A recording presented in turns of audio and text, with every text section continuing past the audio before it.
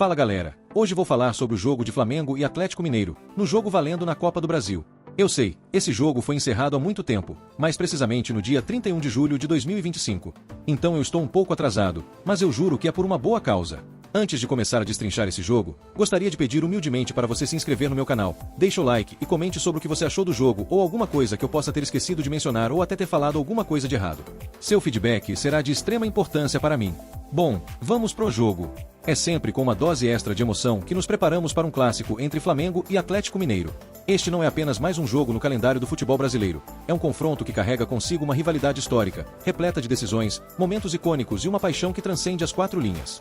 No dia 31 de julho de 2025, o Maracanã foi palco do jogo de ida das oitavas de final da Copa do Brasil, um mata-mata que, desde o apito inicial, prometia faíscas e entregou muito mais do que se esperava.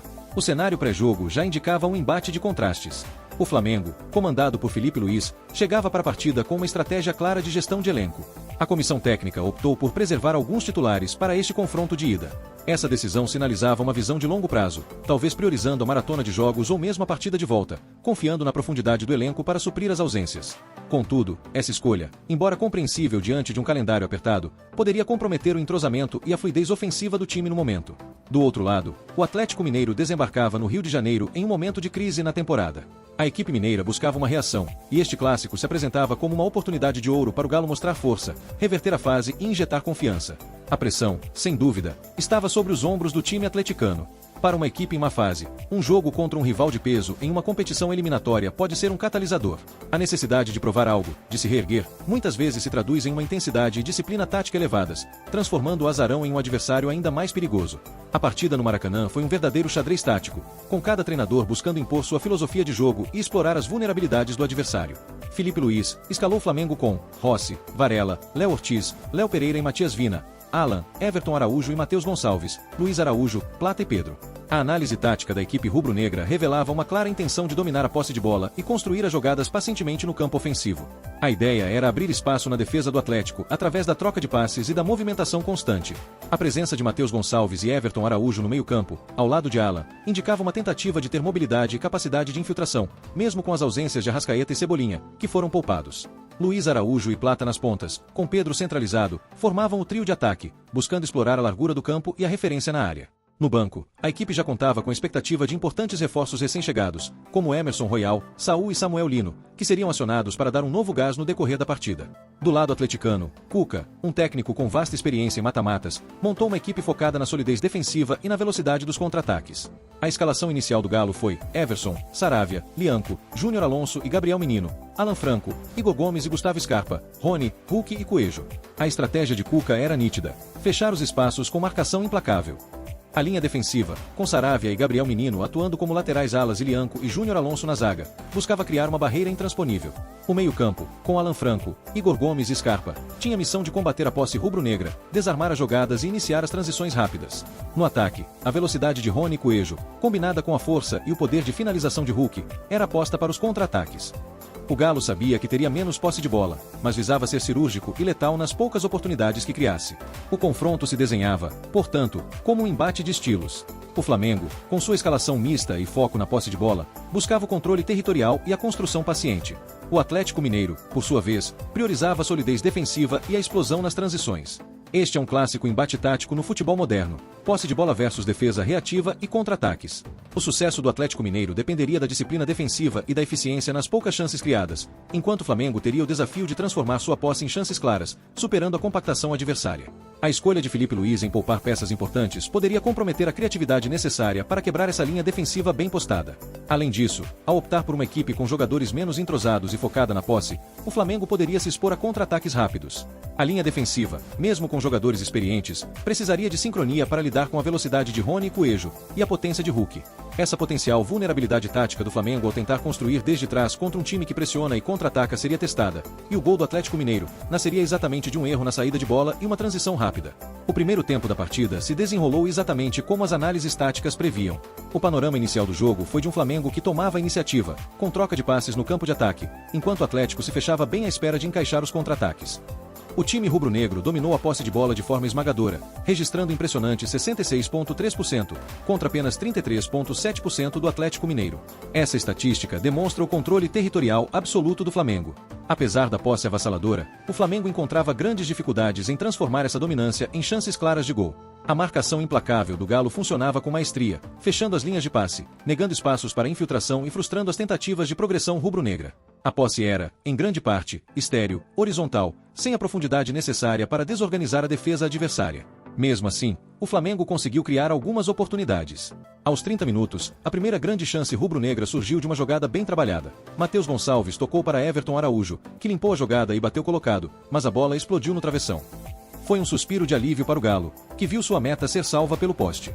Nos minutos finais da primeira etapa, Gonzalo Plata tabelou com Pedro e chutou forte, mas o goleiro Everson fez uma boa defesa, mostrando já seu cartão de visitas na partida e confirmando a importância de um goleiro em grande fase para a solidez defensiva. Um momento que gerou muita discussão e certamente impactou o ânimo das equipes foi a polêmica da arbitragem logo aos 7 minutos de jogo. Após um cruzamento na área do Flamengo, a bola bate no braço de Léo Pereira. Os jogadores do Atlético Mineiro cercaram o árbitro Rafael Claus, pedindo um pênalti, mas ele nada marcou. Para surpresa de muitos, o VAR também não chamou para revisão. Essa decisão causou revolta na internet e, sem dúvida, gerou um sentimento de injustiça no time mineiro. Paradoxalmente, a não marcação do pênalti pode ter se transformado em um combustível extra, uma dose de raça e determinação para buscar o gol de outra forma, mostrando que a adversidade pode fortalecer uma equipe. Para o Flamengo, foi um alívio, mas a polêmica pairou sobre o jogo. Na volta do intervalo, a dinâmica da partida continuou a mesma, com o Atlético Mineiro mantendo sua postura fechado na defesa e dificultando a chegada do Flamengo ao ataque. Percebendo a necessidade de mudar o panorama do jogo, Felipe Luiz agiu antes dos 15 minutos, promovendo 3 substituições de uma só vez. Saíram Vina, Luiz Araújo e Matheus Gonçalves, entraram Ayrton Lucas, Wallace Ian e o estreante Samuel Lino. Posteriormente, Emerson Royal e Saul também foram a campo, fazendo suas estreias com o manto sagrado. Essas mudanças visavam dar mais velocidade, profundidade e poder de fogo ao ataque rubro-negro, buscando quebrar a compactação atleticana. No entanto, o momento decisivo da partida viria de um erro. Aos 20 minutos do segundo tempo, o Atlético Mineiro abriu o placar. O gol nasceu de um erro na saída de bola do Flamengo. Léo Pereira tentou um passe para Léo Ortiz, mas Tomás Coelho fez a antecipação e bateu no canto para fazer 1-0. Foi um lance de puro oportunismo do atacante atleticano e uma falha defensiva que custou caro. Este episódio reforça a máxima tática de que a construção de jogo desde a defesa exige altíssima concentração e precisão, e que um adversário bem postado espera justamente por esses momentos de transição para punir. A posse de bola, sem segurança, pode se tornar um risco. Após levar o gol, o Flamengo se mandou todo para o ataque buscando logo o empate. A intensidade da partida aumentou consideravelmente, e o time rubro-negro, com as novas peças em campo, criou mais chances. Aos 35 minutos, Samuel Lino desceu pela esquerda e cruzou na segunda trave.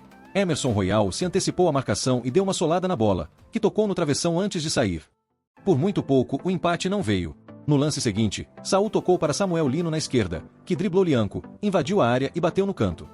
Mas, mais uma vez, Everson fez uma grande defesa e evitou o empate. O goleiro atleticano começava a se agigantar, mostrando que a atuação de um goleiro em alta performance pode ser tão decisiva quanto um gol, solidificando a estratégia defensiva do Galo. Nos acréscimos, a esperança rubro-negra foi frustrada no último minuto. Samuel Lino chegou a balançar as redes, mas o assistente levantou a bandeira e marcou o impedimento do atacante. A sorte ou azar no futebol muitas vezes se manifesta em detalhes como um gol anulado por impedimento milimétrico.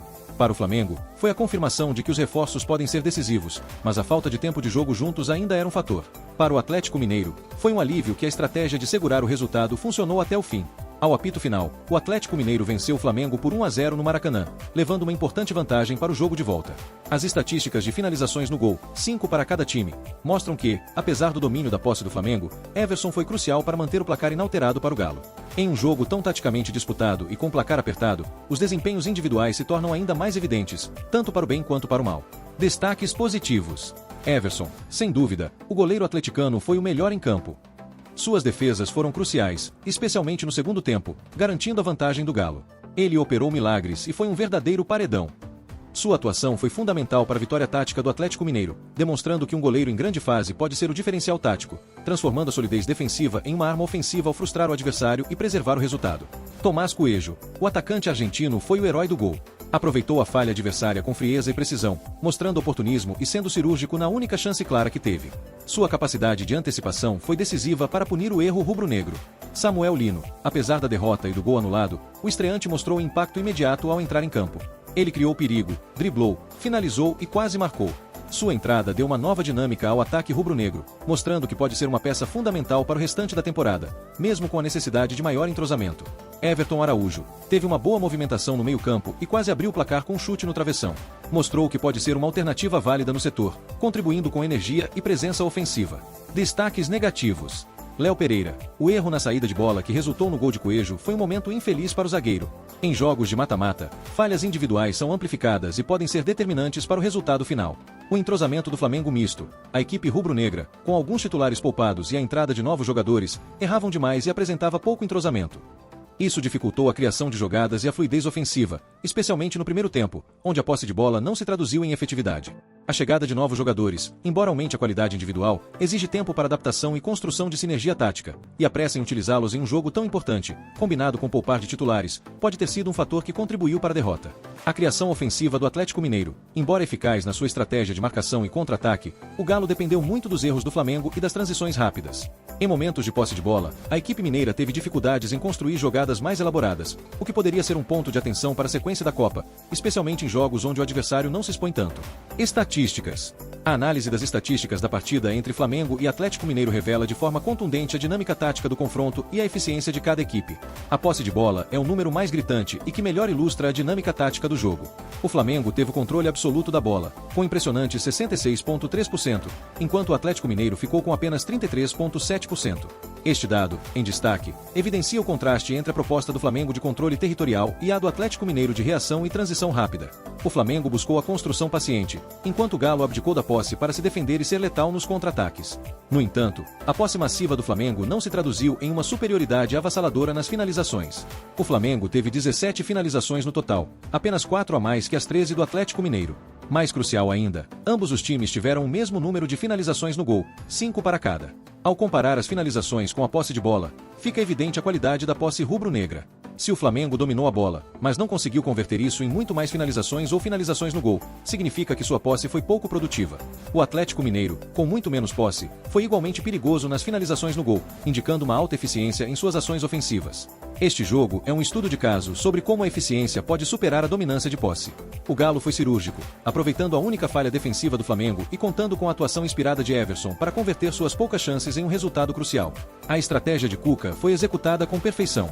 Em relação aos cartões amarelos, Wallace Ian, Flamengo, e Lianco, Atlético Mineiro, foram advertidos. Isso mostra a pegada do jogo e a intensidade da disputa, com os jogadores não medindo esforços. Cartões amarelos são um termômetro da disciplina tática e da intensidade física. O fato de ambos os times terem recebido cartões por se estranharem em campo sublinha a rivalidade e o nervosismo inerentes a um clássico de Copa do Brasil. O único impedimento significativo da partida foi o gol anulado de Samuel Lino.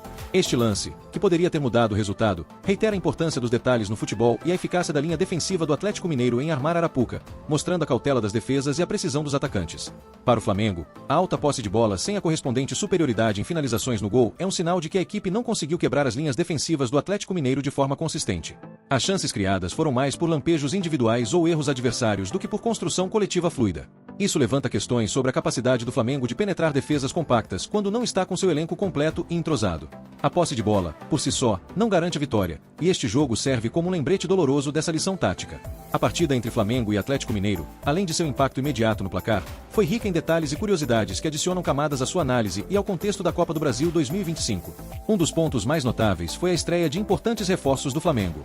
Samuel Lino, Emerson Royal e Saul fizeram suas primeiras aparições com o manto sagrado. Samuel Lino, em particular, teve um impacto quase imediato, com chances claras e um gol anulado. Essa performance gerou uma grande expectativa de que ele poderia ser uma peça fundamental para o restante da temporada, mostrando que a qualidade individual pode, sim, trazer um novo fôlego, mesmo em um cenário de entrosamento ainda em construção. Do outro lado, o Atlético Mineiro vinha de um momento de instabilidade, descrito como em má fase na temporada e sem vencer a 5 jogos. Para um time em crise, vencer um clássico fora de casa, no Maracanã, é um divisor de águas. Essa vitória não foi apenas um resultado, mas uma injeção de moral e confiança que pode mudar a trajetória da equipe na temporada. Foi um resultado expressivo como visitante e representou um grande alívio e um impulso psicológico para a equipe de Cuca. A vitória do Galo foi um triunfo não só tático, mas psicológico, validando o trabalho do treinador e dando ao time a crença de que poderia superar a má fase. A rivalidade acirrada entre Flamengo e Atlético Mineiro é um capítulo à parte. O confronto é recheado de história e rivalidade, e a partida de 31 de julho de 2025 não decepcionou em termos de emoção e disputa. Houve, inclusive, um lance polêmico de arbitragem logo no início, com o suposto pênalti não marcado para o Galo após a bola bater no braço de Léo Pereira. Esse episódio adicionou mais um capítulo à rica história de controvérsias entre os clubes, reforçando a intensidade e o nervosismo que permeiam esses duelos. Por fim, é crucial entender o contexto da série. Este jogo de ida, com a vitória do Galo por 1-0, deu ao Atlético Mineiro a vantagem do empate para o jogo de volta na Arena MRV. Embora o foco desta análise seja a partida de 31 de julho, é importante notar que o Atlético Mineiro superou o Flamengo nos pênaltis na partida de volta, avançando às quartas de final da Copa do Brasil 2025. Isso mostra o quão crucial foi essa vitória de 1-0 no Maracanã, pois ela pavimentou o caminho para a classificação atleticana. O resultado da ida foi, portanto, um passo decisivo para a eliminação do Flamengo na competição. O Flamengo utilizou o jogo de ida da Copa do Brasil para dar minutos a novos reforços e poupar titulares. Isso pode ser visto como uma estratégia de laboratório para integrar novos jogadores e gerir o elenco em um calendário apertado. No entanto, este jogo demonstrou que a Copa do Brasil, por ser um mata-mata, é uma armadilha onde não há margem para erros. A tentativa de gerir o elenco pode ter custado caro ao Flamengo, ressaltando que, em confrontos diretos, a força máxima e o entrosamento são, muitas vezes, inegociáveis para evitar surpresas.